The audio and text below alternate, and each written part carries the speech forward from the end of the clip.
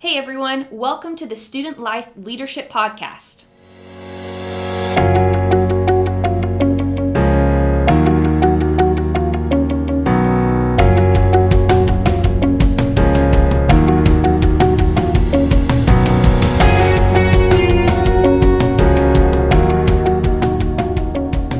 Hey, what's up, everybody? Welcome again to the Student Life Leadership Podcast. I'm Augustine, and today we have a phenomenal guest, none other than Kimmy Simon, the director of ORU Worship Center. Kimmy, thank you for joining us. Would you mind just kind of starting off the podcast by telling us a little bit about what you do at ORU? Yeah, super honored to be here today talking with you all. Here at ORU, I direct, as you said, our worship center, which includes our main ORU worship team that, by the way, just recently came out with an album, so go check it out. We also have our Souls of Fire team, which is coming up on its 50th anniversary of really leading and going to different ministries around Tulsa. And then, of course, prayer movement that is such a great way to come together and advance God's kingdom through prayer and song. So really great center and super honored to be here at ORU. Super great. Yeah, Allie and I get to work with Kimmy quite often, doing a lot of things for chapel and special events, and we just love Kimmy's heart. Not only is she gifted, but she's very skilled in the area of communication, which I think is an area that you're going to talk to us about today. So Kimmy, tell us a little bit about what you're going to be sharing in today's episode. Yeah. So I actually graduated with my undergrad here at ORU in communication, and so that definitely adds to my passion of communication. But today I really want to focus on an area that I feel like a lot of people just breeze over within communication, and that's nonverbals. And so kind of the quote-unquote title of today will be The Power of Nonverbal Communication in Leadership. So nonverbal communication can really help or hurt you in leadership, but we can only choose one. So which one will you choose? Will I have nonverbal cues be a benefit or a detriment to my leadership? Now, you may be thinking, why is nonverbal communication so important? And how does this even affect leadership? Well, we'll be answering that. So kind of a cool note, according to many scholars and researchers, only 7% of communication comes from our actual words. This is then separated again to 38% of our vocal tone and 55% of nonverbal body language. So what does this mean? 93% of what we're trying to communicate has nothing to do with our words. And if we want to excel in our leadership, or really in life in general, we need to obtain skills in nonverbal communication. There are books and books that you could go through an entire library and find so many different resources that list all the varieties and specifications of nonverbal cues and nonverbal communication. But today I want to simplify and focus on just a few. The first being just general first impressions, and the second being body language, specifically regarding our presentation, facial expressions, and posture. So let's get into this. First point, first impressions. Now, Augustine, if you had to kind of guesstimate, how often do you think you meet someone new? Every hour?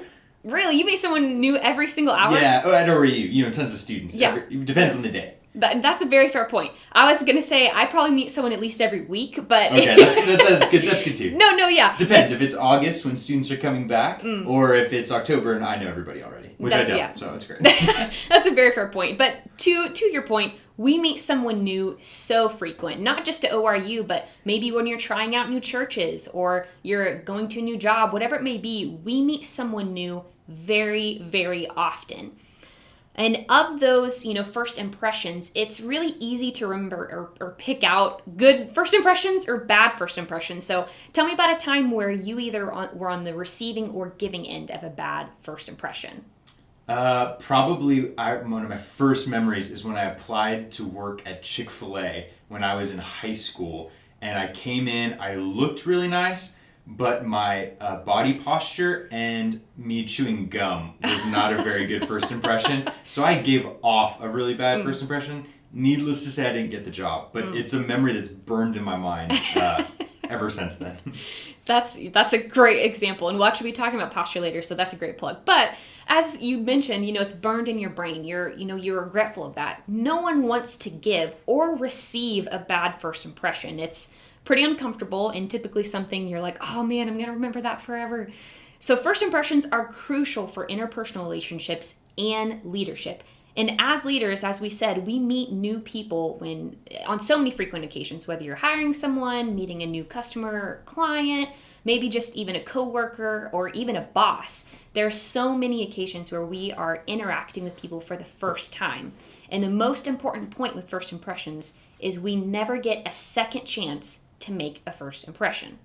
So our first impression as a leader or to a leader is so crucial. And, so many people try and guess, first impressions are, this long. Well, according to MIT researchers, first impressions are made within the first 2 to 8 seconds. Now, that impression is not long, but what's crazy is that first 2 to 8 seconds influences our interactions and relationship with that person forever. Within those first seconds, we go through what's called the primacy effect. And this is where our bodies naturally and automatically go through the fight or flight mode where we're trying to decide if someone is going to be a friend or a foe. And so we need to capitalize on those first seconds as leaders so that we can set up a beneficial impression long term. Now you may think, well, if I have a bad first impression, I'll just change their mind. I'll just change that impression, not a big deal. And yes, it's possible to change a first impression, but it's very, very difficult and requires a lot of time and energy. So to kind of show this, I'm going to do a challenge with you, Augustine. So are you ready for a challenge? I'm really scared. Okay. I'm great. Perfect. So I'm going to ask you 2 prompts, and I want you to answer them as quickly as you can. Pretty simple. Okay, I'm ready. Okay. So first question, what are the first 10 letters in the alphabet? A, B, C, D, E, F, G, H, I, J, K, L, M, N, O, P. Keep going. No, so it's pretty simple. It's A through J. So, there we go. Right off the bat. I got that. All right, second question. What are the last 10 letters in the alphabet starting from the end working forwards? I knew you were going to say that. It's Z, and then Y, and W. Nope, you missed one. X, and then W, V, U, T. S, Q, R? RQ. RQ. Oh, so close. That's tough. Yeah, it's possible. Both prompts and questions are possible to answer, and it's something that we learned, in kindergarten. So it's something we've known all of our life. But one is way harder to do and takes more time. Yes. And this is the exact same with first impressions. We can change them, but it's way better to just get it right the first time. Yep. So we can see why nonverbal cues and especially first impressions are important. But now let's talk about what should be happening in those first seconds. How do we capitalize on that? And this is where kind of that second point comes in today with body language. So kind of review, 93% of what we're trying to communicate doesn't even have to do with our words. And so within body language, there's so many different cues that we give and can notice. But I want to really hone in on presentation, facial expressions, and as you noted earlier, posture. So presentation. We want to present our best, right? Like that would be an assumption as leaders. We want to present our best. So how do we do this? Well, one of the simplest and easy ways is to dress your best. This may seem super simple, but so many people get caught up on this specific area. So we present our best, and it's one of the first things that people see. So it should be pretty solid. And this was one of my examples. You're not going to get hired for a job without presenting your best, but kind of more drastic. If you're going to try and get hired for the job you currently have at ORU, you probably wouldn't have gotten hired wearing sweatpants, right? To the interview. Very true. So simple put, make sure you are dressed to the best. So presentation is important to a leader, not just for trying to get a job, but as a leader, you're setting the tone and standard for how the people that you're over are presenting themselves as well. So let's say, hey, great, you got this job. Maybe you work at Chick-fil-A, whatever it is, you get the job you're wanting, you get the position of leadership you're looking for. Now you're controlling the standard and the atmosphere for how others will present themselves as well. So we want to make sure that we are presenting our best so that the people we're over and around also do the same. That's good. It is important to note that context should be taken into account. As you would imagine, different occasions would require a different best. Most likely you wouldn't show up to some casual, coworker connect time in a suit and tie. That would probably communicate not what you're looking for. So it's important to know the context for presentation, but a general great rule of thumb is to just always try and present your best. So then kind of shifting to the next area in body language is facial expressions. Now these are, the emotions and the expressions that we show on our face, and it greatly impacts, how people are receiving the message we're trying to communicate. A typical solution that people are like, oh, I got great facial expressions, I smile. It's like people are resorting to the penguins in Madagascar, smile and wave, smile and wave. And yes, smiling is important, especially for that first impression, but a grin isn't always the solution. It kind of goes back to we need to mirror and know the context. So, Augustine, if someone comes up to you and, they're really struggling and they're crying about a loss in the family, describe to me what your face would probably look like. Well, definitely won't be smiling. That will look very awkward. Probably a stoic or even slight frown, a furrowed brow of concern. Oh, okay. Yeah, that's probably, I'm going to probably try to mirror. I probably won't cry, but I'll probably be a little bit more serious. Yeah. It's in this scenario, it would definitely not be appropriate to smile like you wanted that person gone. So you need to know the context, and we need to be aware and vigilant of what our face is communicating, as it drastically impacts how people receive the information we are putting out. Yes, this is also a great cue for us as leaders to be aware of other people's facial expressions because it will depict how we're able to receive. But as leaders, we really need to be vigilant of what we are communicating. Now, kind of breaking it down even further within our face is our eyes. We should be giving good eye contact because it can communicate trust, interest, confidence, and we definitely don't want to communicate the opposite, which would be disinterest, frustration, and irritation. So we need to make sure that we're giving good eye contact. Now, eye contact does not mean you stare at a person creepily. That would communicate the opposite of what we're going for here. And so studies show that healthy eye contact typically lasts between 6 to 20 seconds, obviously countering in the context and all those different factors. But a good average to live by is about 10 seconds. So, 10 seconds, kind of, you don't have to count it in your head. That might be a little weird, but a good feel for good, healthy eye contact. And we want to make sure that we communicate care and connection. Question about that, Kimmy, because we're talking to a lot of college students on this podcast, and a lot of college students have their phones all the time, and they're always with them, having them. What are some maybe tips or tricks that you've used to maybe make sure your phone isn't a distraction in a conversation or in a context where it would be inappropriate to have your phone out? Yeah, that's a great question. Our world has so many distractions, and phone definitely being an obvious one. Personally, part of my job is I get the privilege of meeting with students and, just kind of getting to know them, hearing about what's happening in their life. And one thing I'm very vigilant of to make sure I'm connecting well and not letting my phone be a distraction is I, obviously I have to keep it on me for my job, but I have it on silent and I have it in my pocket. And I don't pull it out unless it's, one of my supervisors that I absolutely have to respond to. Because the fastest way you can break off a connection of respect and rapport and showing that you're interested in the conversation is pulling out your phone and scrolling through social media. Absolutely. So that would probably be how That's I would good. That's really helpful. do that. Yeah. So important to connect within that communication. And so the next step I want to show is posture, which, as you noted, was why you didn't get hired for the blessed Chick-fil-A. Jesus chicken that is missed out delicious. on that blessing. Yeah. So posture, it could be considered part of presentation, but I really separated it because I think it's one that I struggle with, probably the most as well. And as we said before, we want to present our best. So good posture would include some of this, standing up straight, all those different areas we talked about. But kind of even more specific is open posture and open communication. There's a significant difference in people connecting and receiving data or communication when someone's posture is exemplified as open. Now this would mean, to not, or try not cross your arms or, have a closed off, physically closed off body language. And so we want to communicate that we're open and not shut off. And so that's kind of the point there, specifically with that posture note.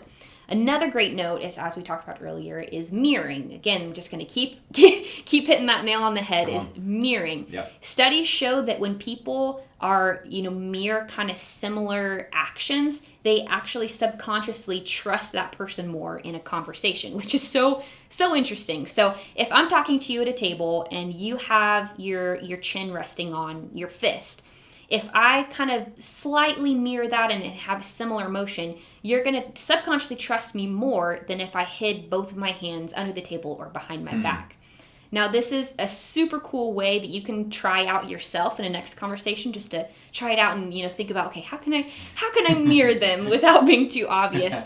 And so it's a great note as a leader to be vigilant of what you're communicating, but it's also helpful to know if people are being closed off to what you're saying as well.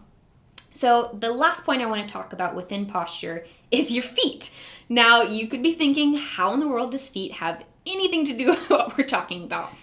But it's super interesting. So in the book, What Every Body is Saying, Joe Navarro says that feet are the truest test of attention.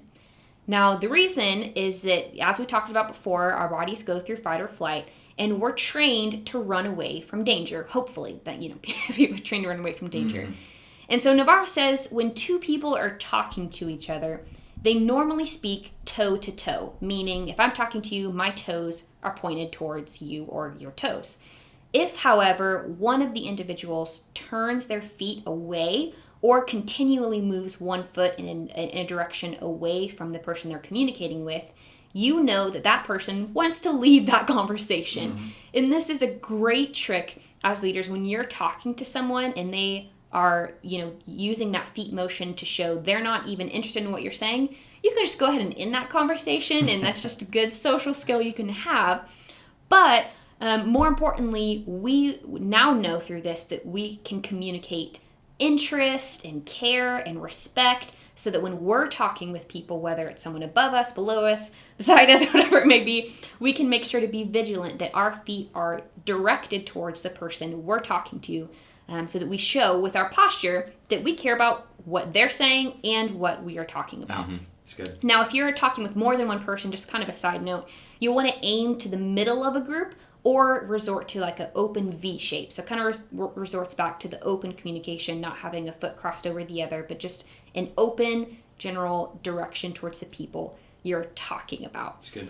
Now, there are so many more areas of nonverbal that you could break down and dissect, and so many different things of eye directions and places on the face that people touch. And so there's so many more ways that nonverbals can benefit you in your leadership and life in general. But these are just a few that I feel that if we're able to grow and challenge ourselves, that we can benefit our leadership dramatically. Mm.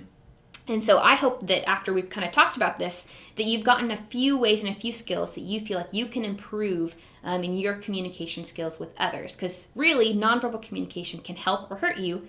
So which one are you going to choose? That's really good. That's really good, Kami. So I have a couple questions as we're wrapping up the episode. First, which nonverbal area do you see young adults or college students most struggle with? Which ones do you see them most struggle with, and what would be a word of encouragement from you to them in improving that area? Yeah, that's a great question.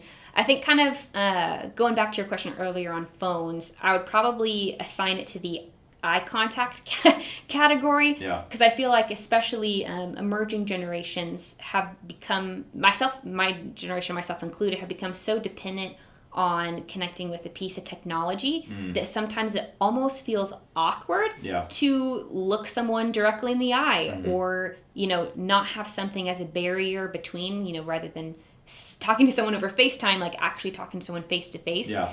And so I think giving that good eye contact and posture connection is a really big struggle area. Even whenever I'm talking with some people in high school, I'll, be telling them about ORU, and they're kind of nervously checking their phone every few minutes when I'm talking to them. And so I would just kind of challenge people to really make sure that you're connecting with people in a conversation and not being distracted or letting your eyes wander somewhere else, but really connecting and having that good, healthy eye contact. That's really good. My other question for you was how would you advise young adults or college students looking at how they should dress. Because often we're on social media and we see, oh, well, they dress like this or they dress like that. How would you go into a place you want to work or a place that you want to serve at or be at? How do you know what you should wear or what you should be wearing in around certain crowds, whether it be your workplace or maybe it's a place you're volunteering? How do you know what to dress as? Yeah, that's a really good question. In its essence, I think it comes down to awareness and research. Those are kind of two of the overall points. But kind of a good example is whenever I came to ORU, I am originally from Huntsville, Alabama. And so I came to Tulsa, Oklahoma, and the style, I wasn't expecting it to be different, but how it was cool to be dressed cool at ORU during my undergrad was significantly different than where I was at in the South. So at the time, in Huntsville, people, being true Southern belles would have pearl earrings or, dressed really nicely. People didn't walk around pretty casuals. People dressed up pretty nice on day to day. And then I came to ORU and it was the style of like jean jackets, expensive tennis shoes, torn up jeans, baseball cap, the flannels. Yeah, like that was the style. And so I was aware of that. And so I adapted, obviously, when I came to ORU, and not just in the fact of, I wanted to blend in, but just, I wanted to make sure I was presenting my best for that specific context.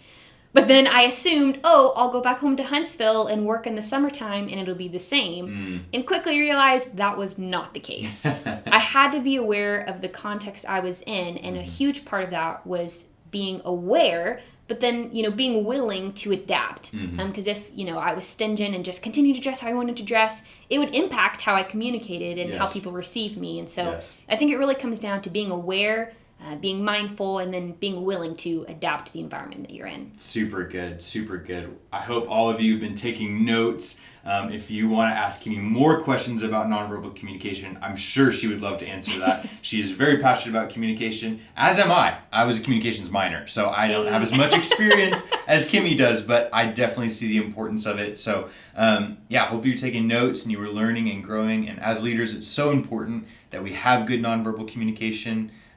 So from Kimmy and me and all of Student Life Team, thank you for joining us for another episode of the Student Life Leadership Podcast, and we hope you will join us for our next episode airing soon.